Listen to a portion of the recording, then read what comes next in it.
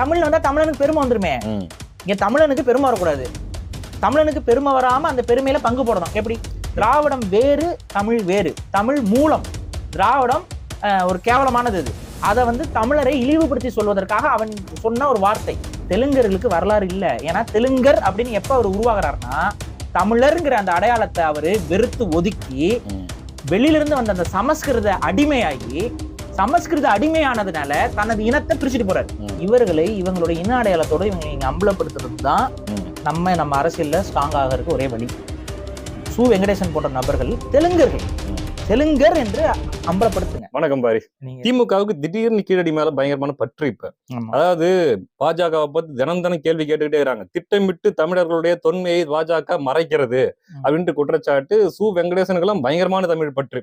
அவர் எப்படிப்பட்ட நாவல்களை எழுதி தமிழர்களுக்கு பரிசளித்தார்னு தெரியும். திடீர்னு தமிழ் பற்று, இந்த கீழடி பற்று பத்தி நீங்க என்ன நினைக்கிறீங்க? இல்ல, கீழடிக்கு இவங்க வந்து பேசுறது போறதெல்லாம் கூட நம்ம வந்து ஏற்றுக்கொள்ளலாம். ஒன்னும் நாங்களுக்கு எதிரான எல்லாம் சொல்ல. ஆனா உண்மையாகவே உங்களுக்கு தமிழ் இனத்திற்கு ஒரு அநீதி இழைக்கப்படுகிறது அப்படிங்கிறதுக்காக நீங்க இந்த கீழடியை பிடிச்சி எடுத்துட்டு இருக்கீங்களா?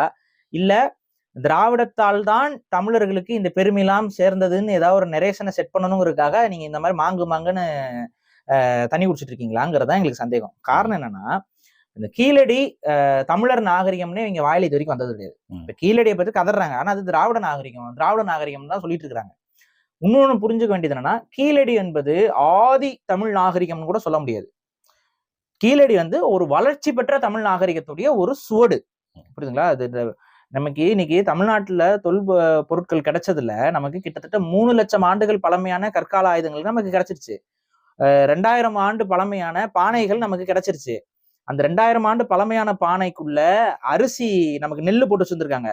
அந்த நெல்லை கார்பன் டேட்டிங்க்கு அனுப்பி அது 2200 வருஷம் பழமையானதுன்னு சொல்லி வந்துருச்சு. அதோட பொருள் என்னன்னா, நெல்லு வந்து 2100 வருஷம் பழமையான நெல்லு நம்ம கிட்ட இருக்கு. அதோடைய பொருள் நம்ம விவசாய சமூகமாக, உழவு சமூகமாக 2000 வருஷத்துக்கு முன்னாடியே போயிட்டோம்னு அர்த்தம்.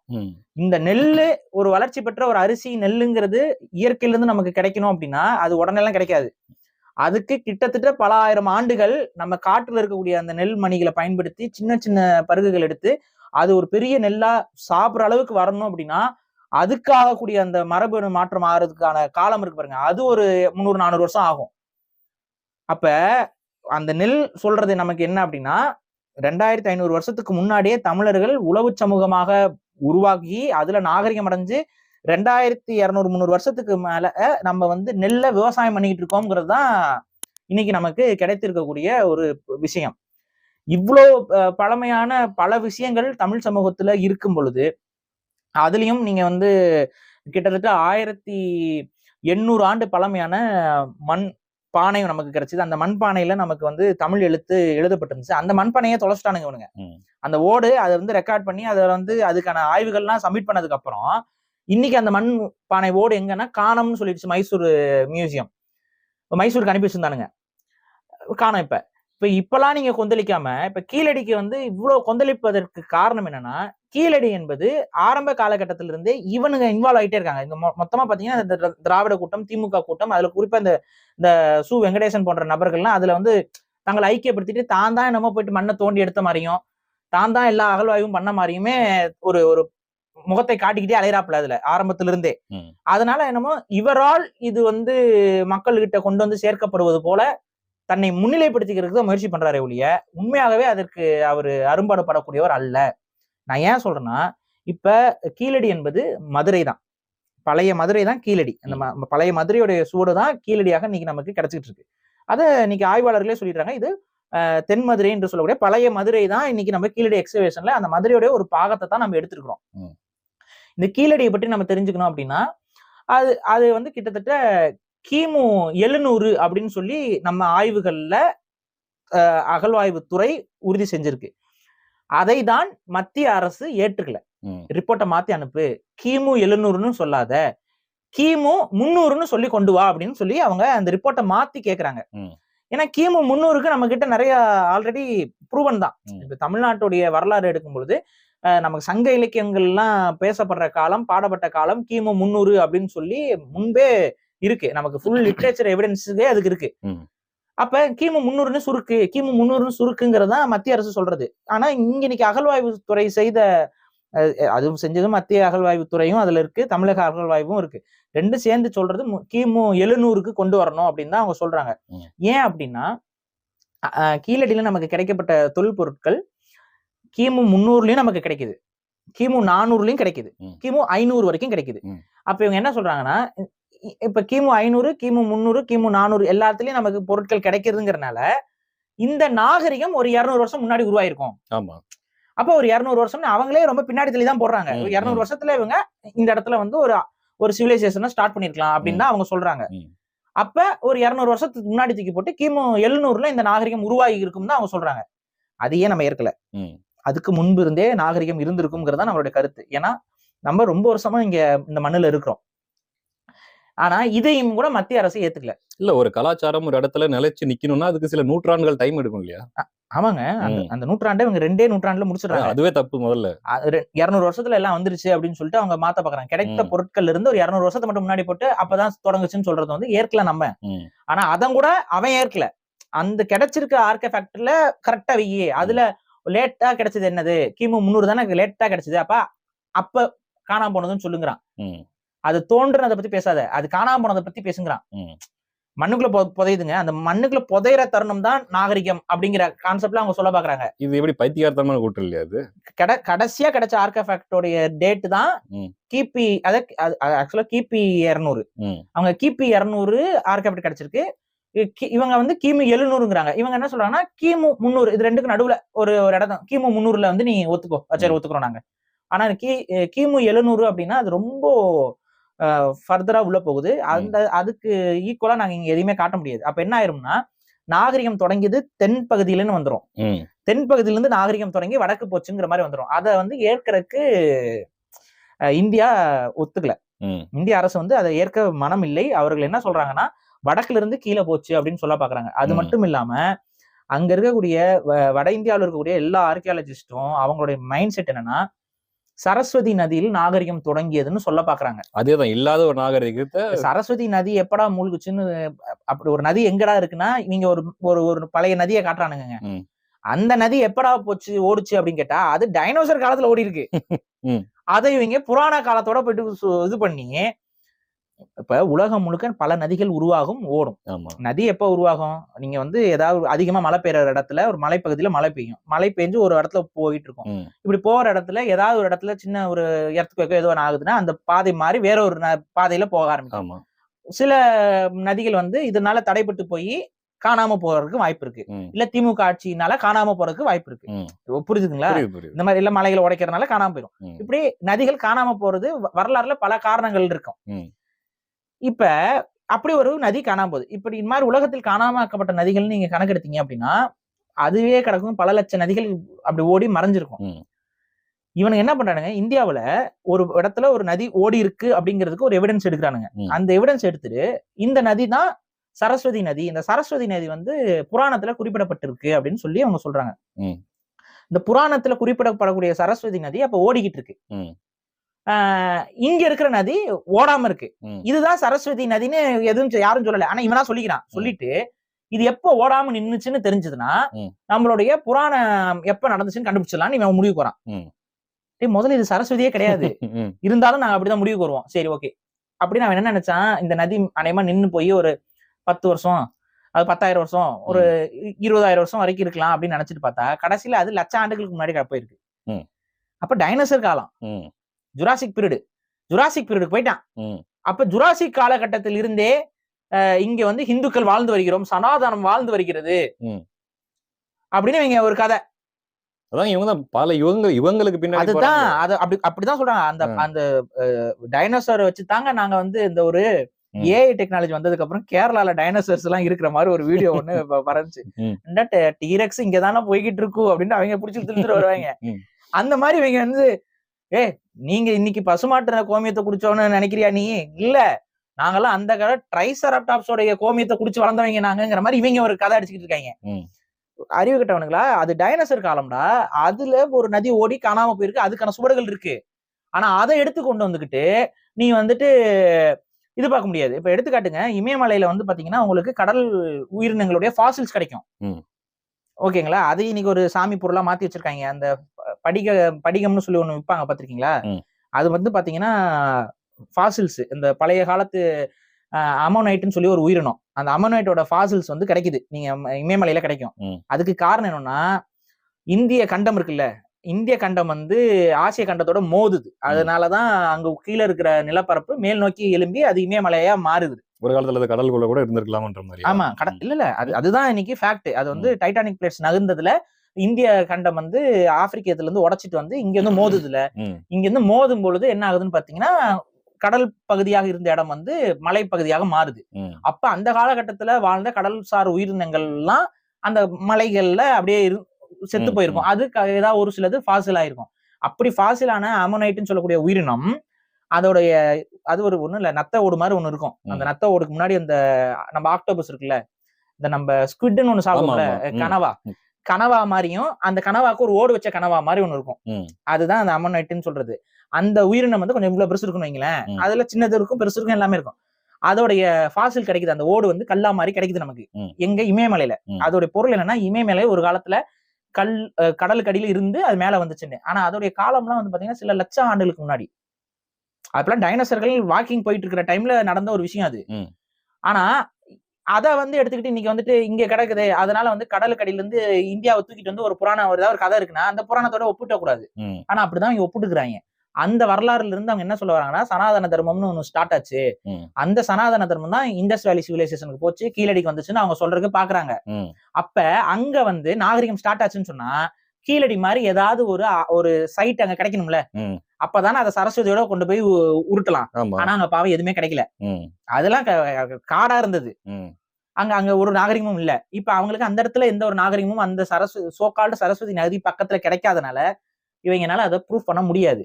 இப்ப அங்க கிடைக்கிற அதுக்கு பக்கத்துல சில நாகரிகங்கள் கிடைக்கும்ல, அதெல்லாம் வந்து பாத்தீங்கன்னா எல்லாமே கிபில தான் கிடைக்குது.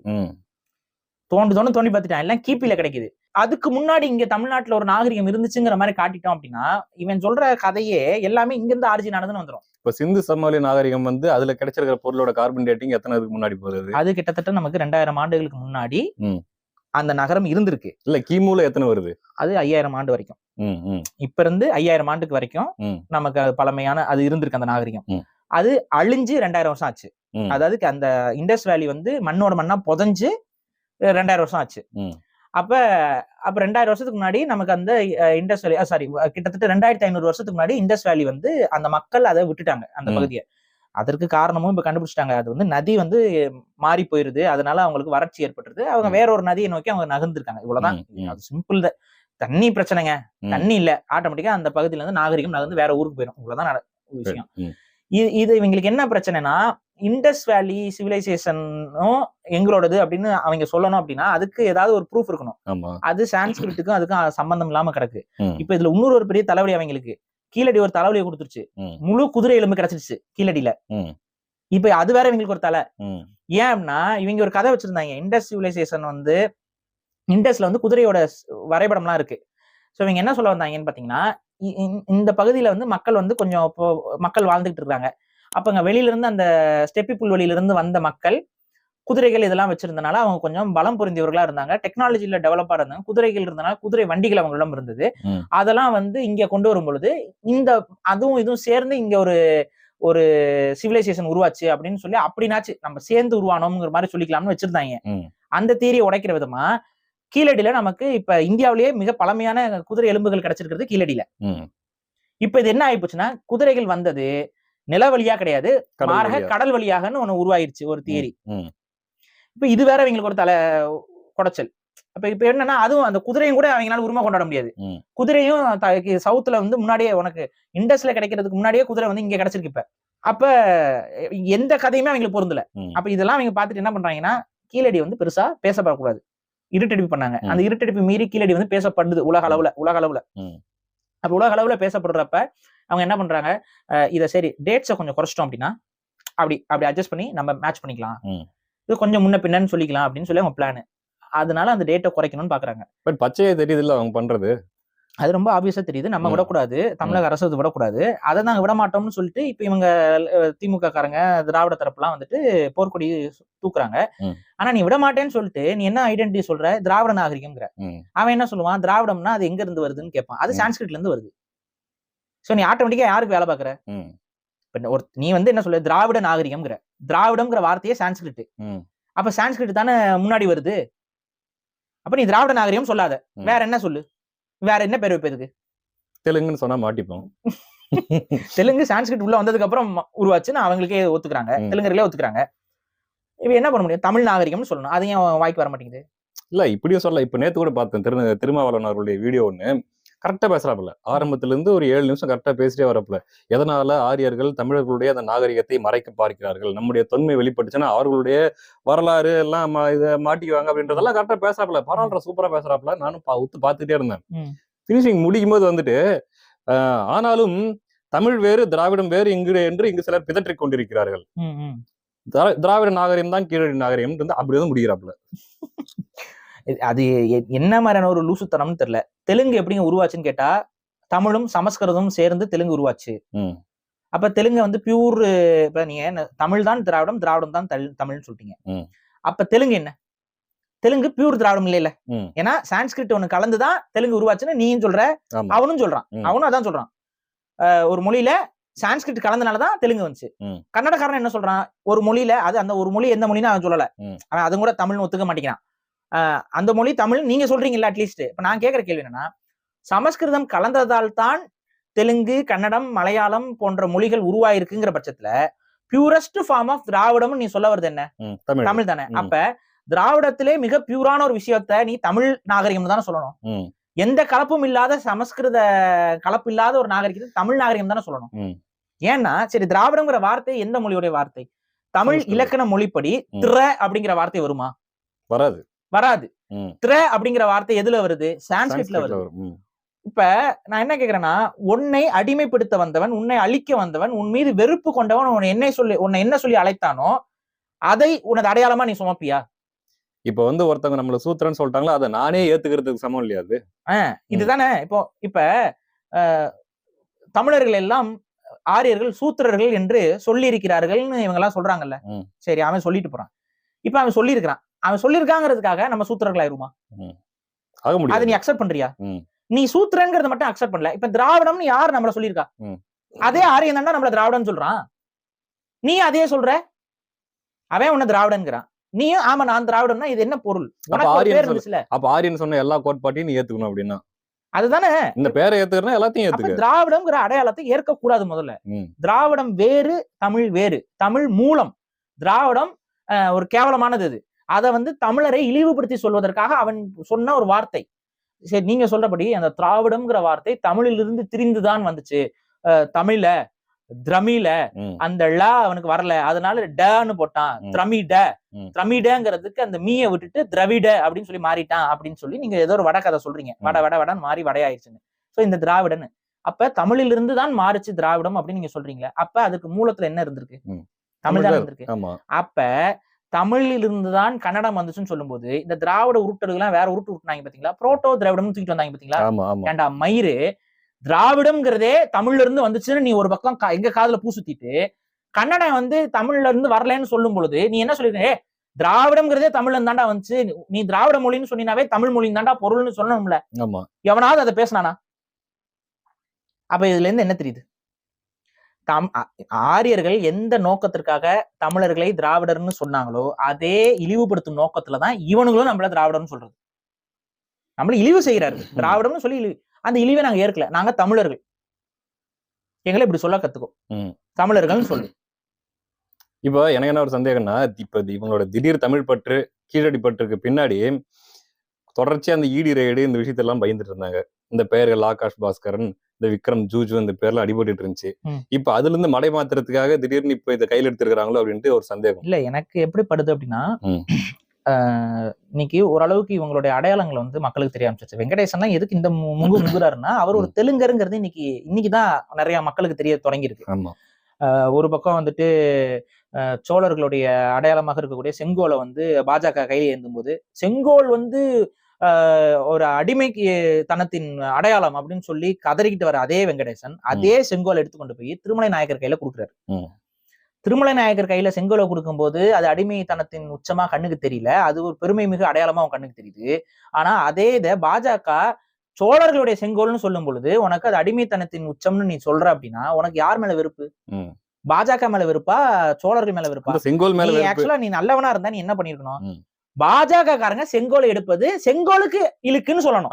அதைத்தான் நான் சொன்னேன். செங்கோலை பாஜக காரங்க எடுத்தா செங்கோல் என்பது நீதி நெறி தவறாத கோல். அதை பாஜக மாதிரியான ஒரு நீதி நெறி தவறிய மக்களுக்கு எதிராக இருக்கக்கூடியவர்கள் கையில் எடுப்பது செங்கோலுக்கு இழுக்குன்னு நான் சொன்னேன். ஆனா நீ என்ன சொன்ன? செங்கோலை எடுத்துட்டு போனா அது செங்கோல் அடிமை சின்னம்னு சொன்ன நீ. அப்ப திருமலை நாயக்கர்கிட்ட போய் அடிமை சின்னத்தை ஏன் நீ கொடுத்த? அப்ப தெலுங்கர்கள்லாம் நியாயவான்கள், தெலுங்கர்கள்லாம் பெருமை மிக்க அடையாளம், தமிழர்னு வரும்போது உனக்கு வெறுப்பு. ஒரு பொண்ணு கூட இது அம்பலப்பட்டுருச்சுங்க. இது அம்பலப்பட்டுருச்சு. இந்த அம்பலப்பட்டதுனால இப்ப அவர்களுக்கு ஐயோ நம்மளோட சாதி வெறியையும் நம்மளோட இனவெறியையும் இவர்கள் அடையாளம் கண்டு கொண்டார்கள். வேள்பாரின்னு ஒரு நாவல் எழுதும் பொழுது தமிழ் மூவேந்தர்களை எவ்வளவுக்கு எவ்வளவு கொச்சப்படுத்தி எழுதணுமோ அதை எழுதணும். இன்னைக்கு அதை கண்டுபிடிச்சிட்டாங்க. அதெல்லாம் உருட்டு கதை, பொய் கதைன்னு சொல்லி கண்டுபிடிச்சிட்டாங்க. இப்ப என்ன பண்றது? நாளைக்கு சங்கர் வச்சு ஒரு படம் எடுப்போம், காரி துப்புவாங்க, எப்படி நம்ம தப்பிக்கிறது? அப்ப கீழடி வச்சு காப்பாத்திக்கலாம். கீழடின்னு நம்ம கத்திட்டு இருந்தோம்னா தமிழன் காலடியில போட்டு நம்மள மிதிக்காம இருப்பான். அதனால போய் நம்ம கீழடியை பத்தி பேசுவோம். அந்த கீழடியை பத்தி முழுசா பேசாம அதுக்கு ஒரு திராவிட ஸ்டிக்கர் அது மனசுக்குள்ள இருக்கு இல்லைங்க. அது மனசுக்குள்ள இருக்கிறது எப்படி ஏத்து? அதுக்கு தமிழ்னு சொல்றதுக்கு வாய் வராது இல்ல. தமிழ்ல வந்தா தமிழனுக்கு பெருமை வந்துருமே. இங்க தமிழனுக்கு பெருமை வரக்கூடாது. தமிழனுக்கு பெருமை வராம அந்த பெருமையில பங்கு போடணும். எப்படி? நேத்து ஒரு ட்வீட் ஒண்ணு பார்த்தேன், ஐயா ஸ்டாலின் அவர்களுடைய, நம்முடைய மொழியை நம்முடைய இனத்தை இவர்கள் இப்படி எல்லாம் நம்முடைய இது பண்ணாங்க, வளர விடாம பண்றாங்க, தொன்மையை தடுக்கிறாங்க அப்படின்ட்டு. எனக்கு பார்த்து ஒரே ஆச்சரியம், இது நம்முடைய மொழியவா? அந்த மொழிக்கு எங்கடா பிரச்சனை வந்துச்சு? எங்க மொழிக்கு தானடா பிரச்சனை வந்துச்சு. நோக்கம் என்னன்னா, தமிழ் மொழிக்கு, தமிழ் ஒரு மூத்த மொழி, தமிழில் இருந்துதான் இந்த மொழிகள் எல்லாம் வந்ததுன்னு சொல்லும் பொழுது தமிழுக்கு பெருமை. அதை தமிழ்நாட்டில் பேச்சு பொருளாக வரும் பொழுது இவர்கள்லாம் என்ன பண்ணிட்டு இருந்தாங்க? வாய் திறந்தாங்களா? எவனாவது ஒரு ஸ்டேட்மெண்ட் கொடுத்தானா? அப்படியே கப்புச்சு இருந்தாங்க பாத்தீங்களா? அப்ப ஆக்சுவலா கமலஹாசன் பிரச்சனைக்கு அங்கெல்லாம் பெரிய பிரச்சனை வரும்போது சொல்லிருக்கணும்ல, தமிழ் தாண்டா திராவிடம், திராவிடம் தாண்டா தமிழ், திராவிடம்ங்கிறதே தமிழ்ங்கிற பொழுது என்னடா புரோட்டா திராவிடம், அந்த திராவிடம், இந்த திராவிடம், தமிழ்ல இருந்தாடா நீங்க எல்லாரும் வந்தோம், நம்ம எல்லாம் ஒண்ணுடா, அப்படித்தானே சொல்லணும். நீ எவனாவது சொன்னானா? எவனுமே சொல்லல. சரி, ஆனா ஏன் தமிழர்களுடைய தனித்துவமான இது கீழடி இருக்கிறது பண்டைய மதுரை, அந்த மதுரை மொழியில முழுமையாக பேசப்பட்டது தமிழ் மொழி தான். அப்ப தமிழ் மொழி தான் முழுமையாக பேசப்பட்ட நகரத்திற்கு திராவிட நாகரிகம் நீ சொல்றேன்னா அதுக்கு பொருள் என்னன்னா, ஒரு விஷயம் புரிஞ்சுக்கோங்க.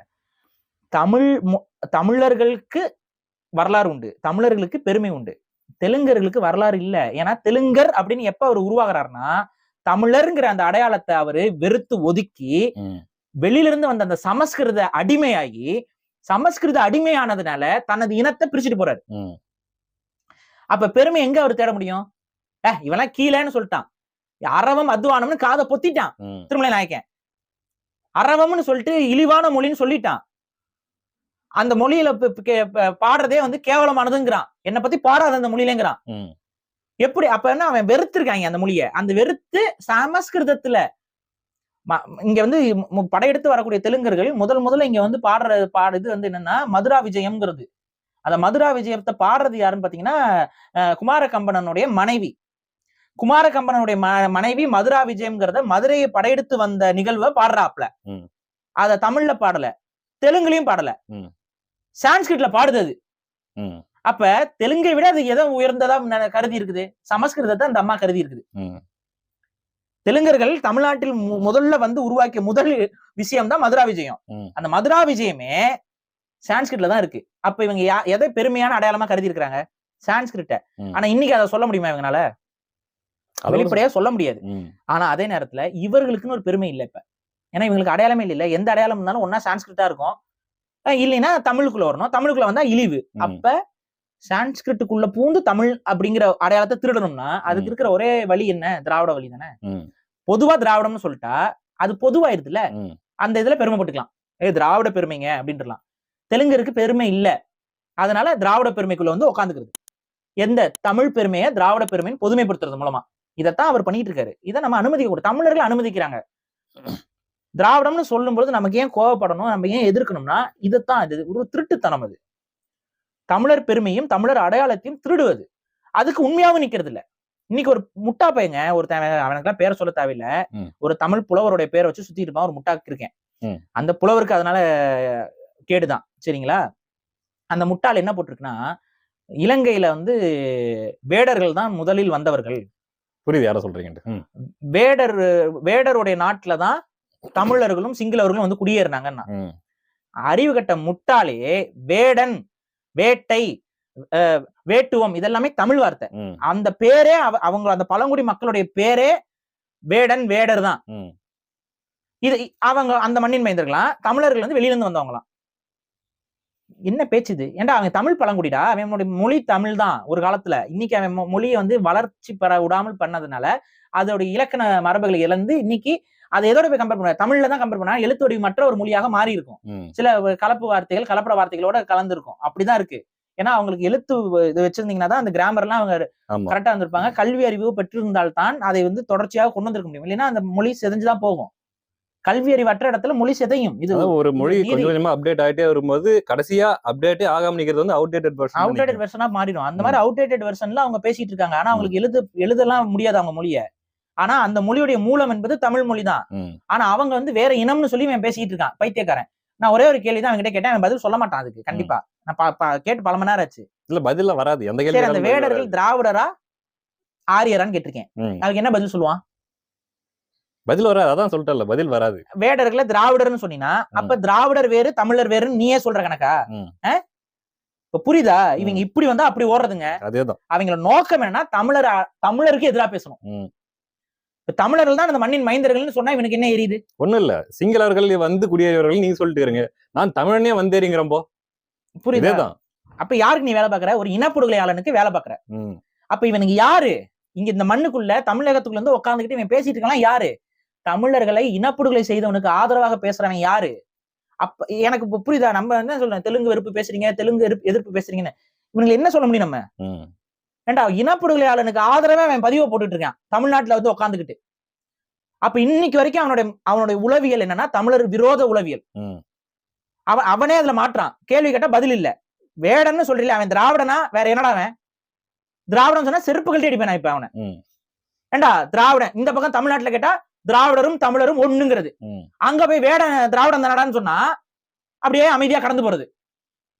அப்ப சொல்லு, வேடர்கள் ஆரியர்கள் சொல்லு மயிறு, இல்ல வேடர்கள் வந்து ஐரோப்பியன் சொல்லு, வேற ஏதாவது இனம் சொல்லு, இல்ல செமிட்டிக் இனங்க அவங்க எல்லாம் யூஸ் ஏதோ ஒன்று சொல்லு, திராவிடம் நீ சொல்லக்கூடாது.